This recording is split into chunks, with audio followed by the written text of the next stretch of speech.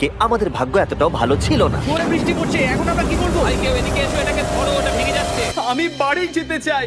সবাইকে good morning. Good morning. আরেকবার বলে দেখি, সবাইকে গুড মর্নিং।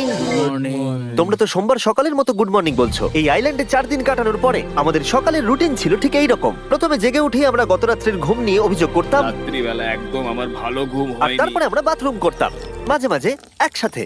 তোমাদের সঙ্গে বাথরুম করতে আমার অদ্ভুত লাগে। আর তারপরে আমরা খাবার খেতাম, প্যাক করা মিল। এই প্যাক মিল খেতে খেতে আমাদের মুখ পচে গেছে, তাই জন্য আমার কাছে একটা সলিউশন আছে। যাই হোক, এর থেকে বেশি দূরে আমি যাব না, তোমরা মজা করো। ও মাই গড। এত কিছু মাছ ধরার জন্য? তোমাদের মাছ ধরতে গেলে কিন্তু অবশ্যই অনেক অনেক দূরে যেতে হবে। মাছেরা কিন্তু এই হালকা নীল জলে কখনোই থাকবে না, ওরা ওখানে কালো নীল জলে থাকে। তাই এটা কি ভালো আইডিয়া নাকি খুব বাজে?